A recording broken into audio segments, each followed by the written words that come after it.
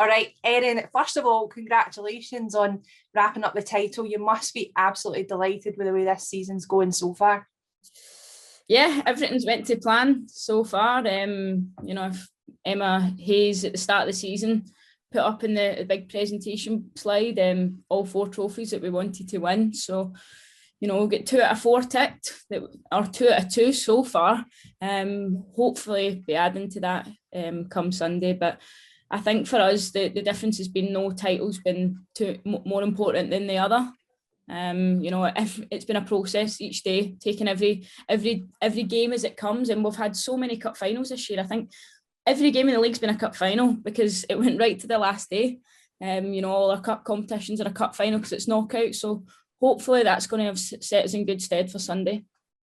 In terms of your experience so far, this season's really been one that's unlike any other as well, in terms of the challenges that everybody's faced. How have you found it in terms of taking into account, everything that's happened with COVID?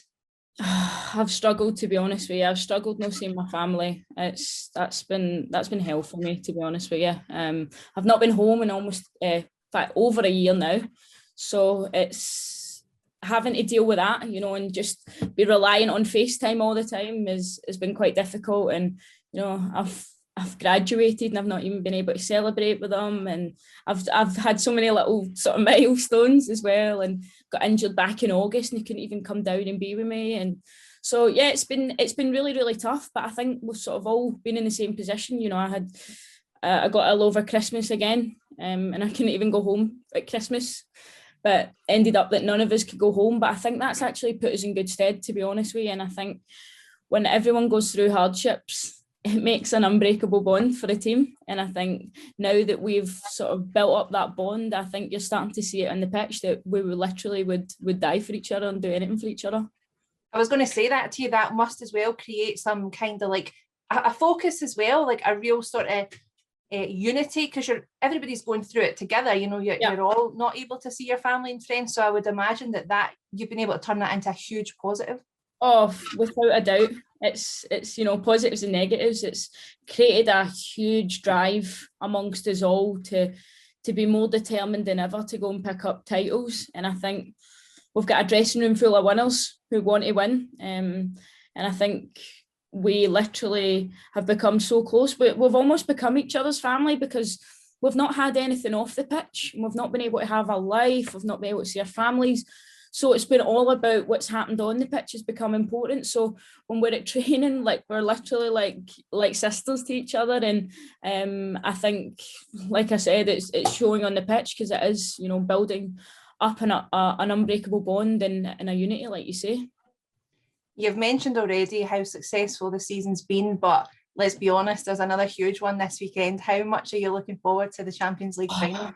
I can't wait. It's so nice to finally be in the final. 2 years ago we were so close in the semi-final and got beat 3-2 in aggregate, so it was so tight. And I remember being absolutely heartbroken after that game because I thought that was our year. But this year I feel it feels even more different. It feels like we've slowly started sort of ironing out the small margins. We've got had luck on our side, I think it's fair to say, in a few of the games as well. So I think you need a stroke of luck to be able to compete in the Champions League and to be able to get this far. So we certainly have that, and we have a lot of match winners in the team, those who want to win, and we have so much quality in the dressing room as well. It's crazy. And that mixed with belief as well, which you guys seem to have in spades just now, that you can really do it. Oh, for sure. We've sort of picked up a bit of momentum now that I feel I think we've been touting the media as mentality monsters. We feel like we can't be beaten. Even when we're down and out and everyone thinks, oh, they're out. We never really feel it, which is quite powerful, and that's, I think, quite fearful in the other team as well. So I always feel like if we're winning, we're going to keep winning, and if we're not, we're going to get back into the game, because I think all year Emma's been focusing on that. Even in training, she's been making it so competitive, and she's been putting score lines on training so that you have to get a goal back. We've been working on scenarios all year that's put us in this position. How important is that as well? I mean, obviously you're saying you've got a team full of talent, but that coaching you've had this season as well, how important's that been? Yeah, like you say, talent can only get you so far, gets you in the door. But yeah, Emma's I think been so crucial this year in terms of her preparation, her attention to detail. She's got so many amazing staff around her that give her the small margins and details that feel like we can edge the games. But she's, I think, been put a mentality in us and a belief that we can do anything. And every match day she shows us a new inspiring video. I don't know if you saw one about the geese and one about sort of a UFC female fighter. We've got so many different videos, and I think there was one where someone like walked for like 48 days straight, and and Emma was like, well, if she can do that, then we can go and win a game of football, you know. So she's certainly instilled a winning mentality and a never say die attitude within us, and I think that's been the difference this year to previous years I've been at the club. You're still in the mix, like we said, for the Champions League, FA Cup. I mean, it could be some medal haul this year for you. Do you feel like you're achieving everything that you personally, I mean, everything that you knew you could, or are you kind of surprising yourself here as you go along? No, I'm surprising myself. If you think I was going for a quadruple, the league, the FA Cup, the Continental Cup, the Champions League, you know, you'd be mad, to be honest with you. I would like to win them, but if you think a young girl from Scotland's got that in her head, then she's off a rocker. So no, I think I'm sort of exceeding my wildest dreams at the moment. But I want to win the Champions League. It's the only title that I've not won with a club. Yeah, I've won the title. The league titles are special, of course, but you've won 3 of them. But the European trophy just hits different. The Champions League just hits different. There's a different aura around the training ground this week. There's a different buzz, and you get a different feeling. It's, you know, these feelings don't come along often. And I get the same feeling that I felt when Scotland were at a World Cup when we were there. So they don't happen much in your lifetime. So I think I'm just embracing this week and enjoying every moment. You kind of touched on that there. You're smashing it at club level, but you've become a really vital player for Scotland as well. And you'll be looking forward to the 2023 World Cup qualifiers in September as well. How much are you looking forward to getting back in a Scotland shirt?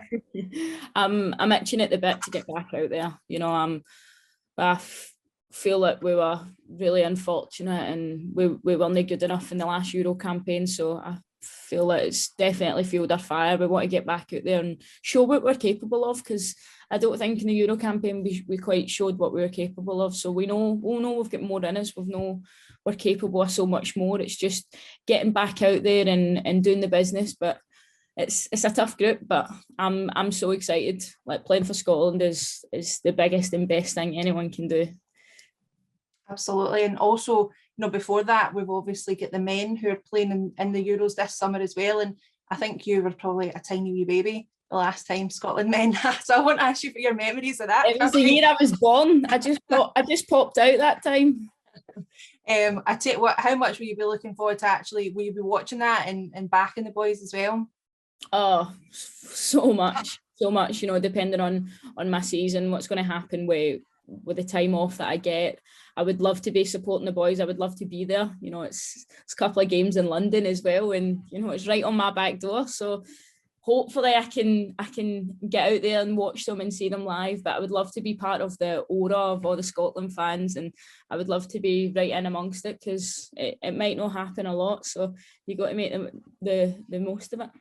And also, you mentioned when Scotland were at the World Cup, and you guys, you know, the whole nation was behind you at that point, and you kind of get that, like you say, that special feeling. It doesn't happen too often. You know how it feels to be on the other side of that. Exactly. It's an addictive feeling, and like you say, there's not a lot of people who can see sort of both sides of it. So that's why for me, I would love to go as a fan, because I'm not feeling any pressure of having to win and having to perform. I would just love to go and celebrate, because when I was at the FIFA World Cup in France, obviously there was so many fans out there singing, dancing, but you couldn't quite be a part of it, because you've got to be professional. You've got your recovery to do, you've got your training to do. So it was roasting hot, so you couldn't be in the sun too long. So I would just love to go there and not have any worries about any of that, and to just support the boys, because the support meant so much to us in France, so I'm sure it will mean the world to them.